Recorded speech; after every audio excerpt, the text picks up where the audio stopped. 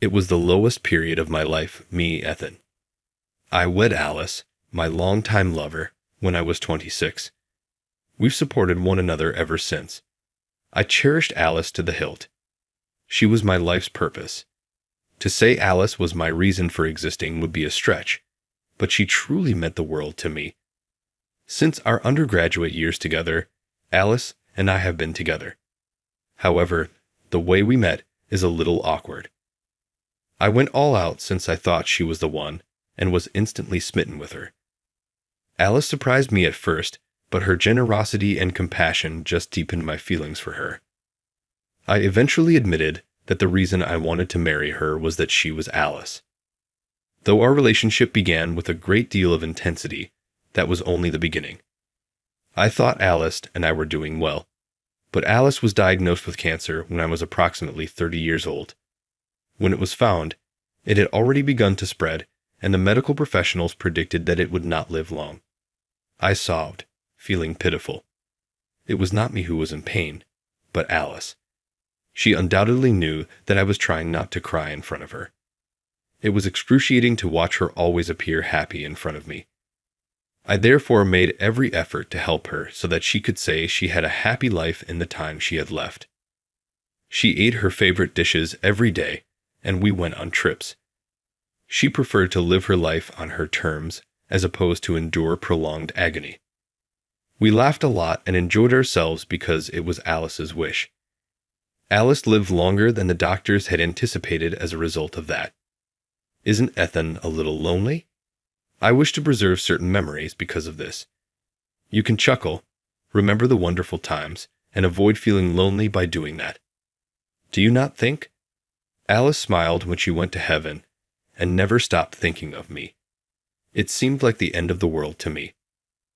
I was lost when I wasn't with Alice, even though I attempted to act tough around her. My house was disorganized before I knew it, and all I did was either stay at home or take the commute to work. I had no enjoyment and could not think of anything to chuckle at. I thought life was over on a daily basis. However, something changed in my life at that point. It was 1 month following Alice's death. After work, I noticed a note from Alice in the mailbox. It stunned me. When I quickly opened the envelope, I saw that Alice had scrawled some words on it. I requested that my parents send this letter after my passing. You are no longer in my presence if you are reading this. Knowing you without me, you're probably depressed and your room is a mess, don't you?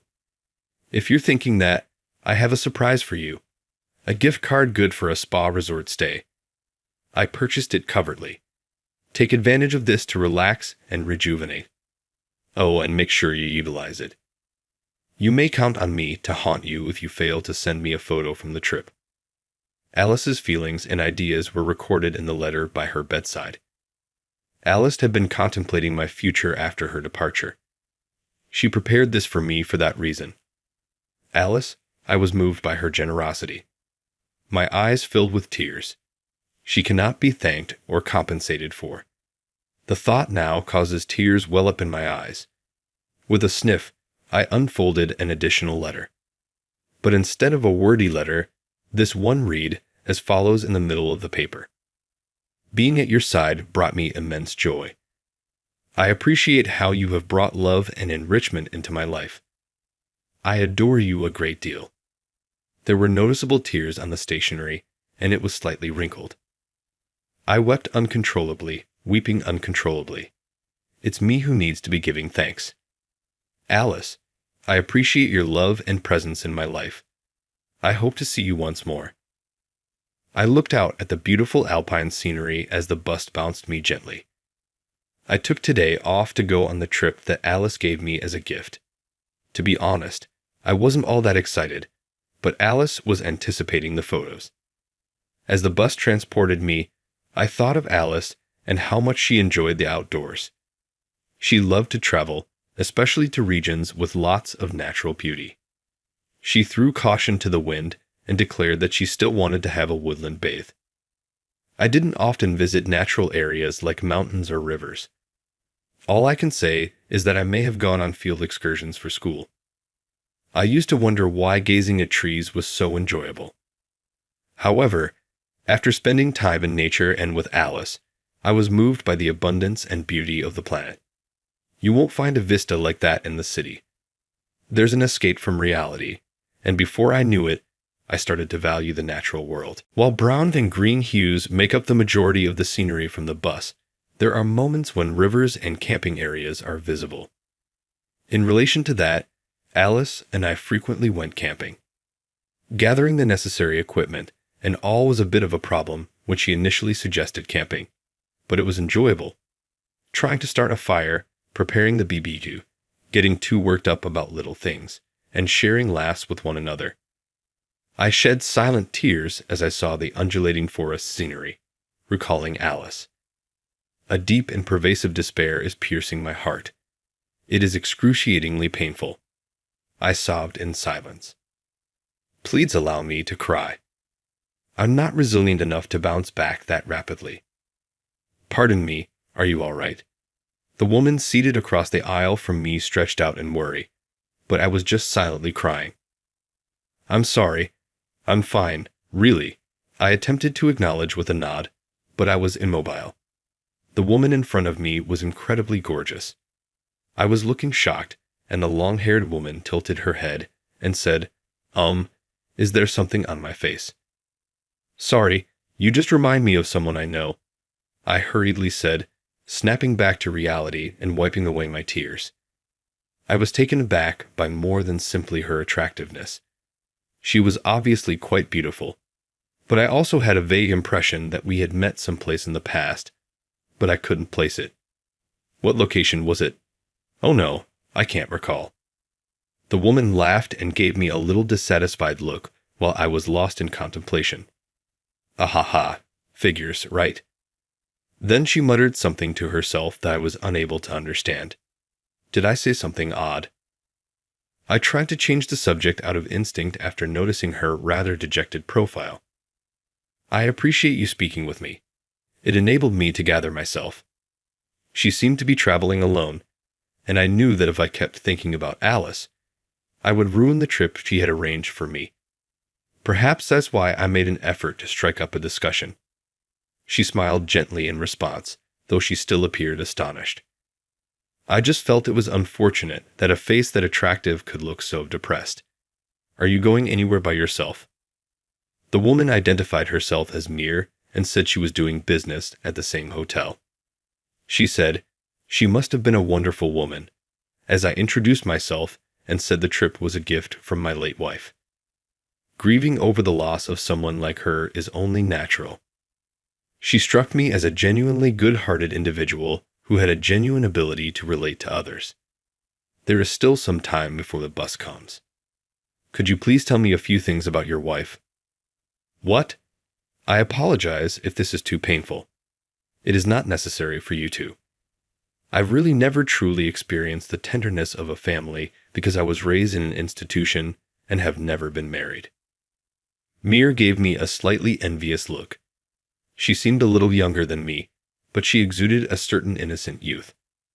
Her remarks made me wonder if she had experienced a lack of affection as a child. They were so heavy and depressing. If you're okay hearing my story, I've got plenty. I then started telling Alice about my happy memories. It seems like you two were quite intimate, Mir said, grinning broadly. She listened to my narrative through to the very end, and it felt good to share my recollections with someone again, as it had been a long time. I haven't actually talked to many people since Alice died away. I've been keeping to myself. However, it was precisely because of that I was having trouble remembering where I had previously encountered Mir. I hoped that as I spoke, I would remember, but regrettably, I was unable to. My face must have reflected how uncomfortable I was. It felt like a fishbone caught in my throat. Perplexed, Mir inquired, "Is everything okay? You appear to be thinking deeply." I smiled at her. I didn't realize it was that clear.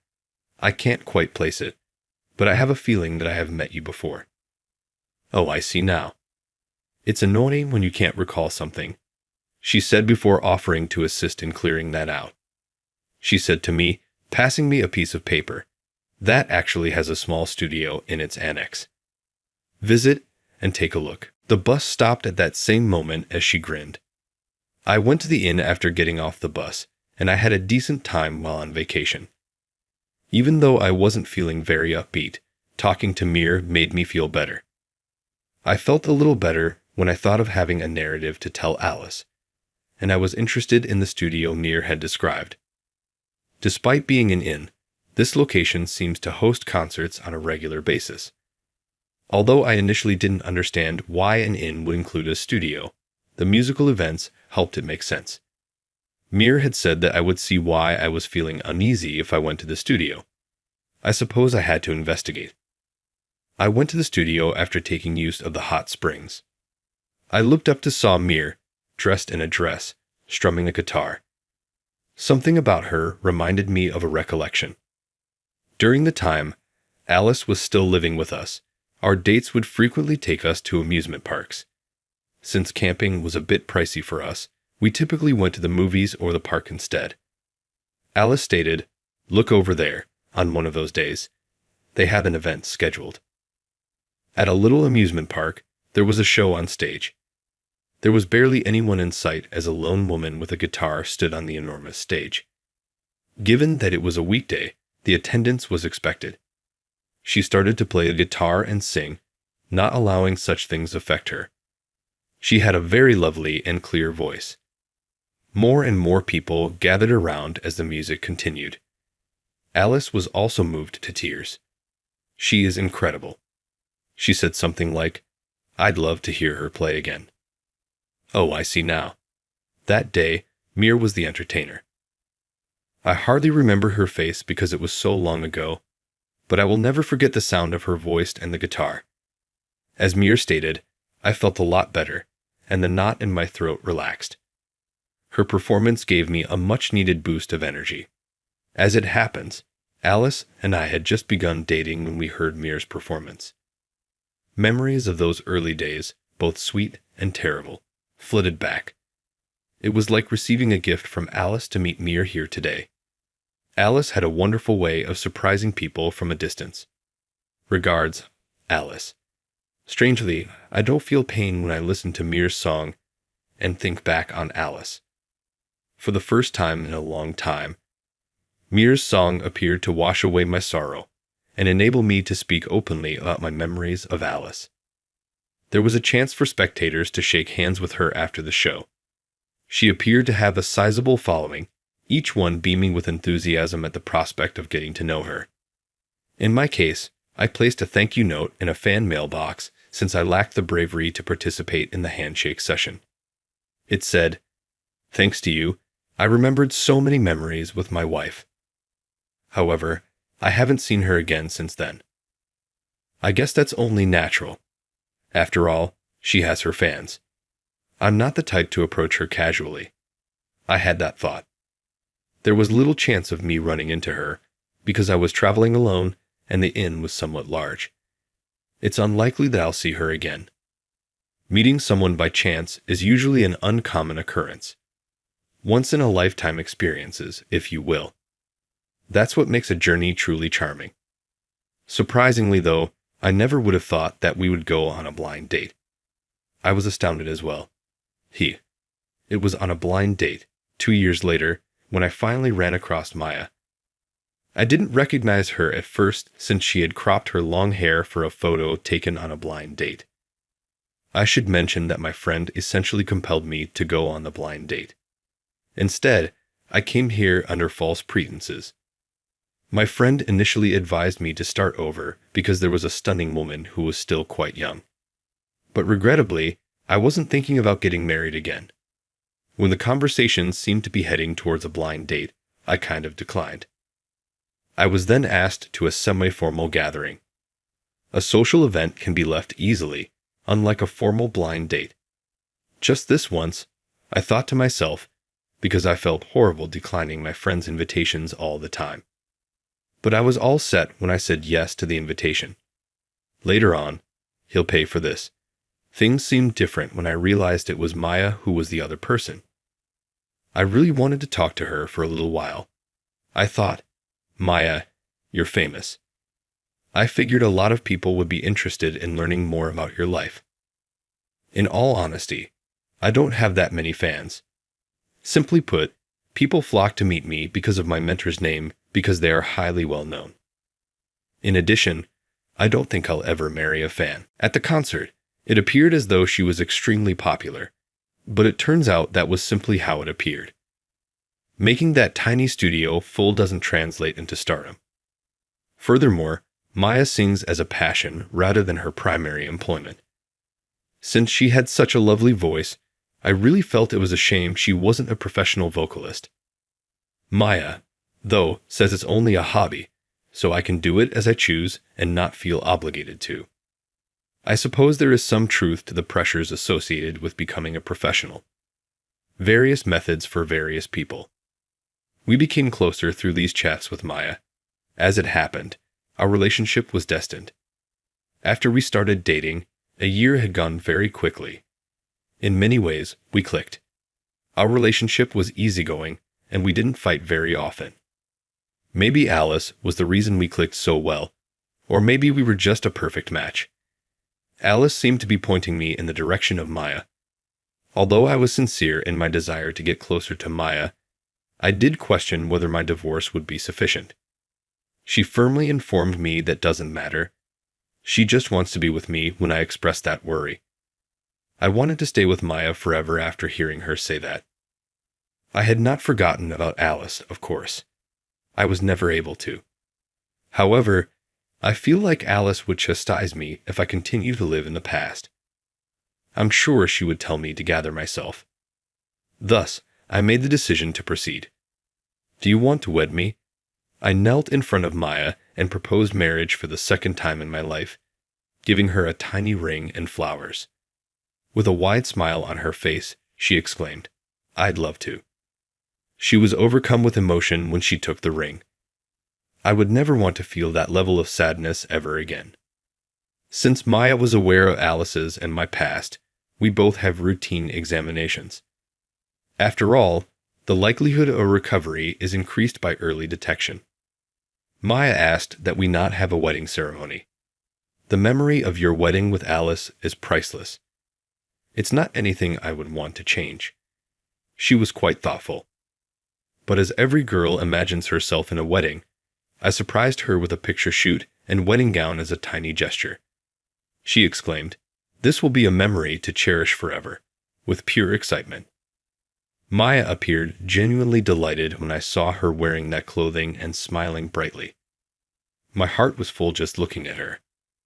"Hey Alice, would you be upset with me if I told you I got married again?" "No. Knowing you, you would probably haunt my dreams, scolding me to never make your wife cry if I ever made her cry." Alice has some sort of connection to the tie between Maya and me. I will always treasure our friendship. So, things are good now. I apologize for worrying you so much. Alice was the reason I was able to go on. I want to give Maya all I was unable to give Alice. That would, I think, be my way of giving back to Alice and Maya for entering my life.